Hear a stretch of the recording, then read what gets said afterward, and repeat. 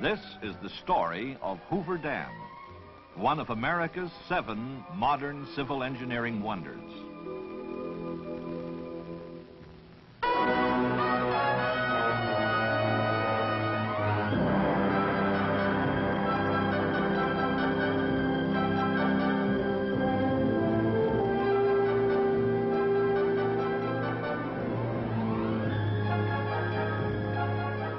Build a dam in the wilderness and the world will beat a path to it. For many centuries, this was a lonely canyon, unseen and untouched by man, scorched by a desert sun, scolded by an angry river slashing its way to the mother sea. Now it lies peaceful and silent, except for the gentle hum of a hydroelectric power plant, the bubbling up of water as it leaves mighty turbines, the cheerful sounds of America and the world on the move to see this pioneer multi-purpose reclamation project man built in Black Canyon. Millions come to this once desolate spot to see this engineering wonder, to hear the story of Hoover Dam. Ladies and gentlemen, we're now standing on the powerhouse ramp 560 feet below the top of the dam. This is Black Canyon, where Nevada and Arizona meet, where the Colorado River once flowed uncontrolled. Here is where man conquered this mighty river, placing a concrete yoke about its neck to harness its tremendous water and power resources. The water that flows through the canyon. Through the ages, the river has gathered to its bed the snow-fed rivulets of the Rockies, flowing southwestward in its wild 1,400-mile descent to the Pacific Ocean, gouging great canyons, piling up great deltas of silt in the valleys. Early settlers were at the mercy of this untamed giant. Melted snow from the mountains each spring swelled the Colorado River into a raging torrent, flooding fertile valleys along its banks, destroying farmlands, homes, and cities. In 1905, the Colorado cut through its banks below the Mexican border and for 2 years poured unchecked into the Salton Sink, forming an inland sea. After each spring's flood, when the river had spent its fury, it dried to a trickle. Crops withered and died. Man and his livestock thirsted. All living things suffered. Settlers along the river were discouraged and aroused.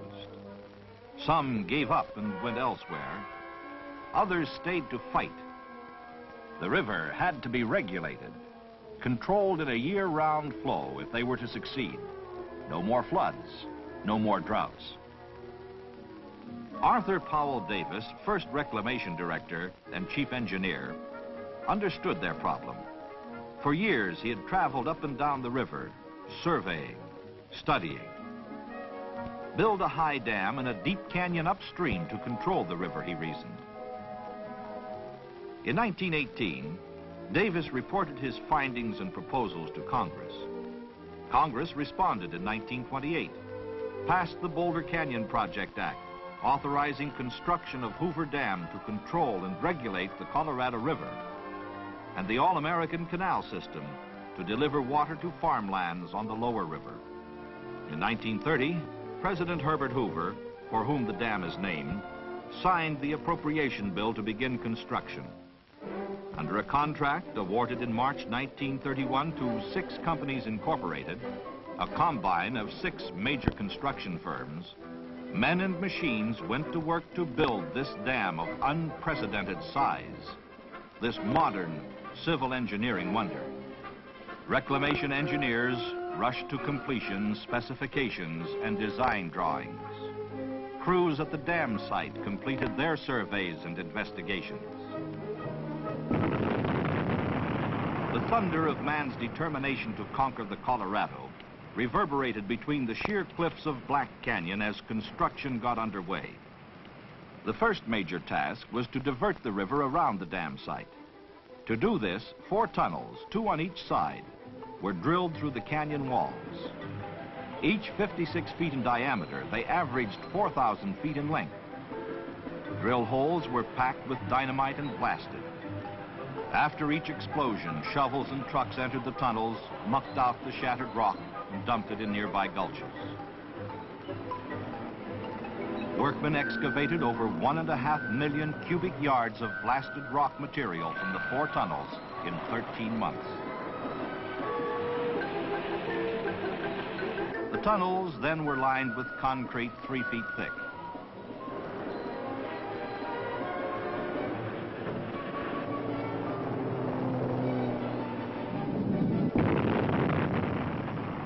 Explosions rocked the canyon almost daily for 2 years before actual placing of concrete in the dam began.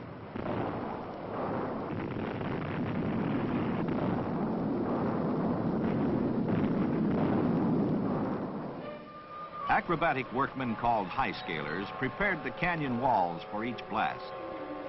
Suspended on ropes, they drilled holes in the rock and loaded them with dynamite. After each explosion, these daredevils swarmed over the cliffs, prying loose rock and clearing the walls of debris.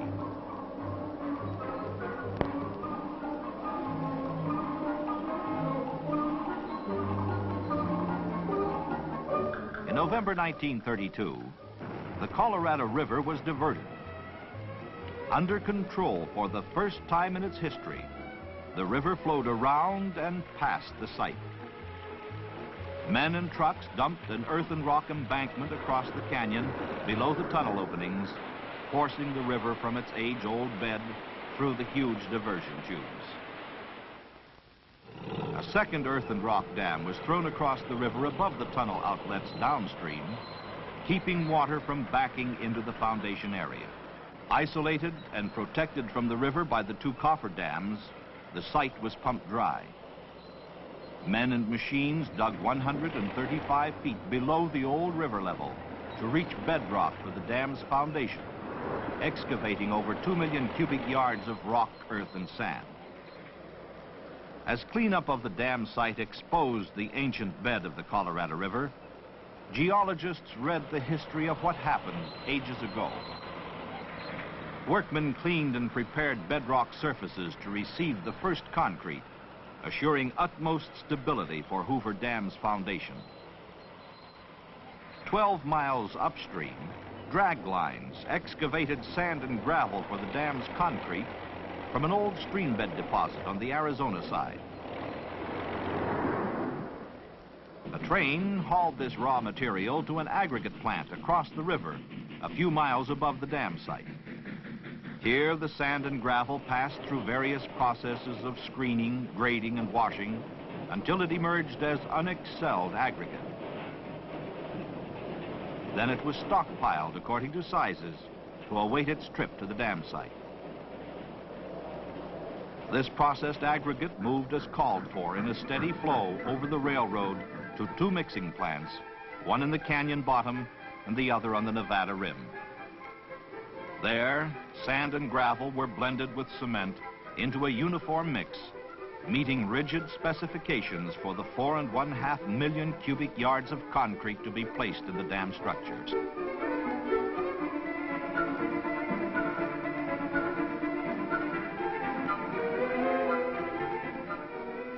From the mixing plants, concrete was dispatched to all points of construction. 9 anchored aerial cableways spanning the canyon from rim to rim lowered the concrete into the forms and handled other supplies and equipment as well. As the first bucket of concrete settled into its foundation on June 6, 1933, Hoover Dam began its rise from the depths of Black Canyon. As cableways dumped load after load of concrete into the forms, the dam soon reached its full 660-foot thickness at its base. Poured in 5-foot layers of concrete, the structure's keyed or interlocking columns climbed skyward as crews set new records daily. Bucketful after bucketful ran the continuous cycle, mixing plant to canyon rim, out into midair over the gorge, and down into the forms, dumping its load of 16 tons.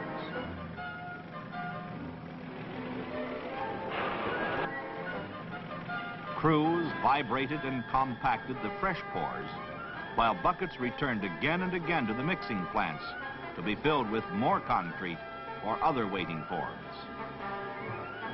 Crews worked under all conditions, all seasons of the year without cessation, rain or shine, day and night. By June 1934, 1 year after the first pour, 2/3 of the dam's concrete had been placed in the forms. Hoover Dam had risen to an impressive height, already taking its place as one of the world's wonders. As Hoover Dam climbed between its abutments, related structures also took form. At the toe of the dam, the U-shaped power plant to house generating equipment, control and maintenance facilities was built in twin wings, one along each side of the canyon walls. Intake towers, 2 on each side, for the power plant's penstock system, climbed as a maze of reinforcing steel and concrete. Perched on shelves hewn in the canyon walls, these graceful columns rose 403 feet, well above the dam's crest and the canyon rims. 2 giant spillways were set against the canyon walls on each side of the reservoir just above the dam. These high-level controls, each capable of bypassing 200,000 cubic feet of water per second, assure that no water will ever overtop the dam. Water flowing into the basins plunges downward through the spillway tunnels to enter the river below the dam. 100-foot-long drum gates on the spillway's crests rise during flood stage to give the reservoir an additional 16 feet of storage.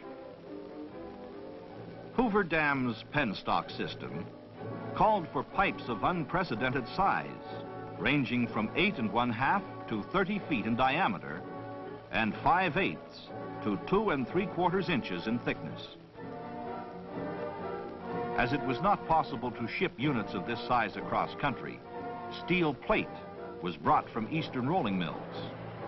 A steel fabrication plant, erected especially for this job near the dam site, rolled and assembled the nearly 3 miles of pipe installed in the canyon wall tunnels. As in all unprecedented phases of Hoover Dam's construction, fabrication of the pipe sections required special machinery and equipment. Edges of the dimension plates were shaped on a planing machine to assure precision and accuracy of later steps in their manufacture. Then they were bent on a giant press and rolled into circular form. One such plate equaled 1/3 the complete circumference of a finished pipe. 3 of the largest curved plates welded together formed a ring 30 feet in diameter and 11 feet long. 2 of these rings joined made up a section weighing 150 to 184 tons. A vertical lathe machined the edges so the sections would fit precisely when joined into continuous penstalks inside the canyon walls.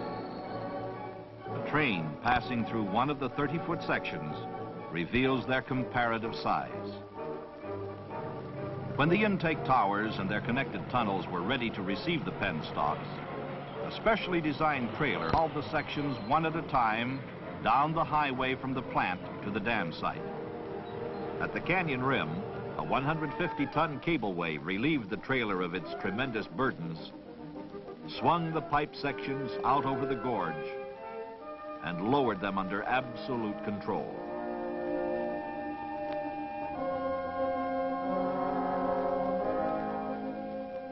Trailers waiting at portals of the access tunnels carried them to their permanent connections inside the main tunnels.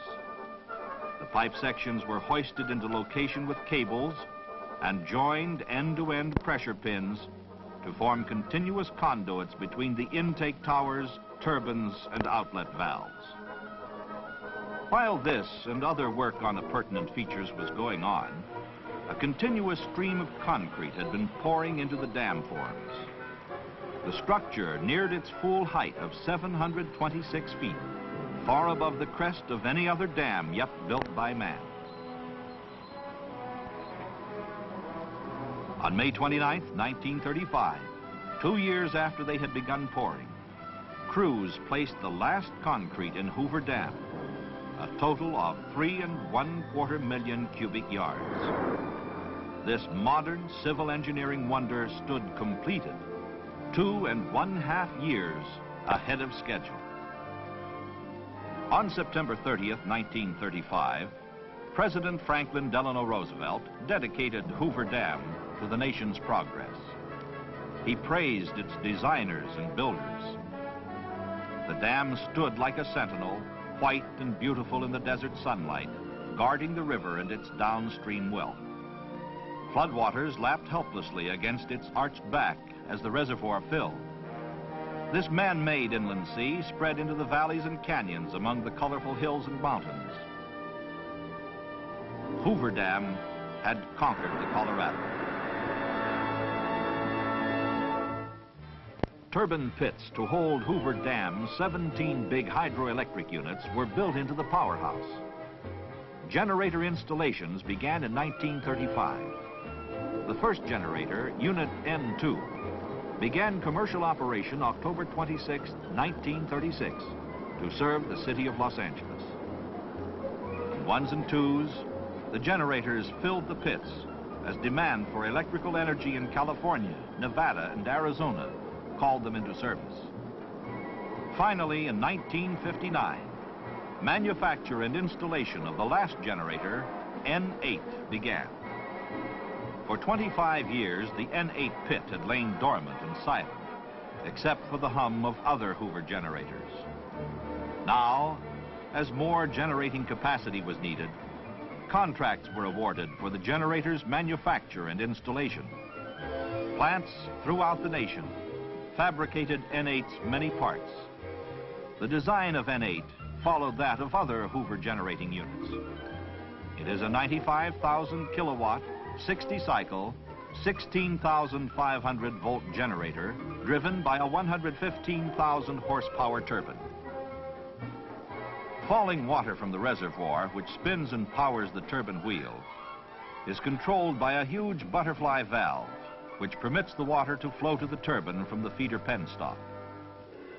Weighing 2,000 tons, N8 parts were shipped to Hoover Dam on 60 rail cars. Arriving at the canyon rim overlooking the dam, the parts were lifted by cableway out over the canyon and down to the powerhouse. Parts descending into the gorge on strands of cable were familiar and almost daily sights, reminiscent of previous installations. And the main cableway operator was the same one who had helped install and operate the cableway during the dam's construction in the early 1930s. Others likewise had worked on the project throughout its construction.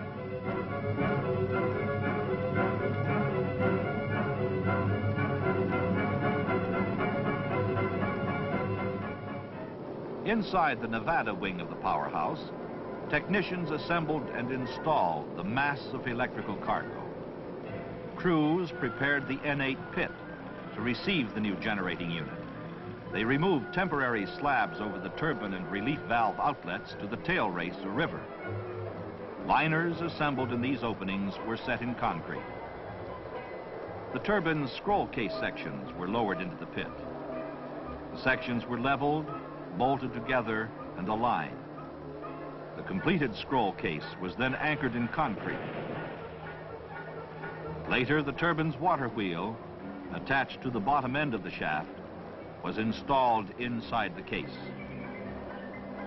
The butterfly valve was assembled on the generator floor and later connected between the feeder penstock and the turbine's scroll case. Meanwhile, the generator's two main parts, the rotor and stator, took form. Steel lamination plates were stacked around the rotor and stator frames. Coils were locked into place and electrical connections were made. The powerhouse's overhead cranes lifted the completed 254-ton stator from its erection bay and carried it gently to its foundation over the turbine pit, where it was lowered and bolted into place. The 466-ton rotor was moved from its erection bay and lowered inside the stator. The rotor was then joined to the turbine water wheel by a 38-inch diameter shaft, 63 feet long. Guide and thrust bearings and other parts were added to complete the assembly. After test runs, N8 went on the line December 1st, 1961, to serve the state of Nevada and to complete the Hoover power plant, raising its capacity to 1 1/3 million kilowatts, keeping it as one of the world's largest hydroelectric installations. As the last sounds of construction faded into history, Hoover Dam had cost $175 million. Less a deferred payment of $25 million allocated to flood control, Hoover Dam's cost is being returned to the federal treasury at 3% interest from the sale of hydroelectric power.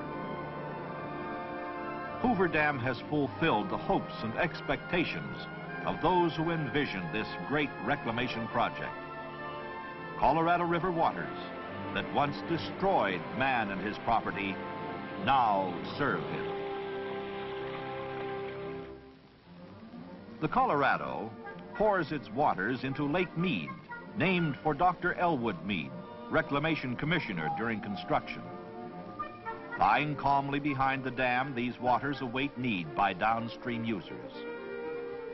Water is released through the Hoover power plant turbines in a year-round flow to irrigate over 1 1/4 million acres of desert land, serve municipal and industrial needs of the Pacific Southwest, generate hydroelectric energy, and provide various other multi-purpose benefits.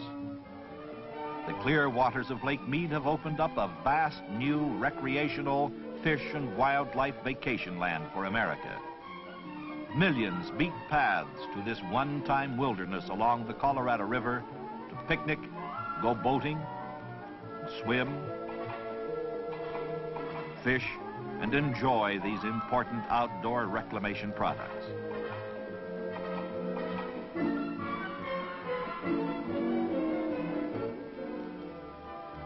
Hoover Dam and its power plant work around the clock to serve water and power needs of the Pacific Southwest. Water from Lake Mead, passing into the intake towers, falls over 500 feet through the penstocks to spin the giant turbine wheels and then discharge to the river. This action is repeated at downstream reclamation dams. Transformers step up Hoover Dam voltage as it comes from the generators. Lines carry this power up over the powerhouse roof to the switchyard. From there, it is transmitted over lines across the desert. The river flows southward, and along the way, man diverts from the controlled stream to sustain his prosperous way of life. 67 miles downstream, Davis Dam re-regulates the Colorado's flow, releasing water through its power plant turbines to irrigators in this country and Mexico. Davis Dam generators interconnect with those at Hoover Dam upstream and those at Parker Dam downstream.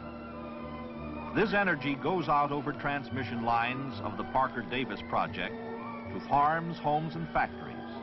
Much of this Colorado River energy pumps the farmers' irrigation and drainage water.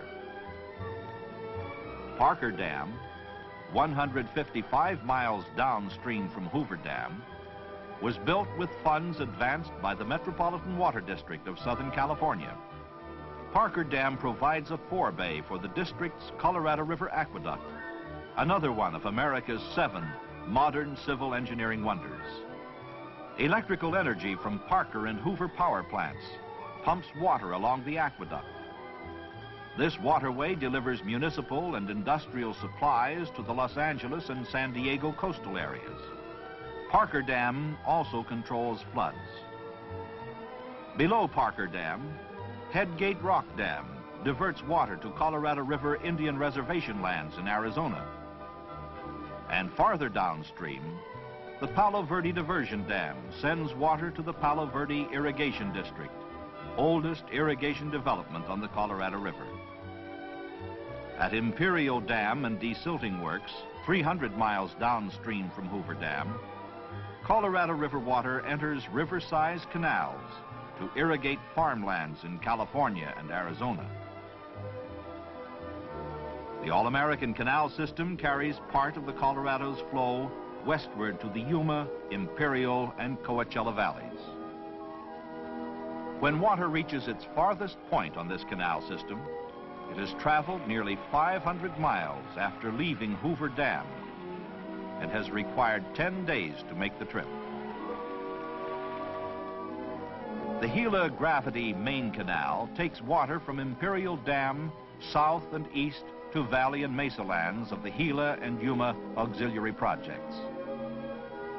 Mexico's share of Colorado River water to irrigate lands below the border passes Imperial Dam, and most of it is diverted at Morelos Dam into the Alamo Canal. The non-surplus food, fiber, and forage crops grown on lands nourished by water from Hoover Dam find ready markets throughout the nation. While snow-covered lands lie idle, winter fruits and vegetables grown in the warm southwest with Colorado River water are shipped to dinner tables across the nation. In return, these irrigated areas buy farm machinery and other products from the manufacturing centers. This exchange of goods between west and east, north and south, has helped develop America's free enterprise prosperity.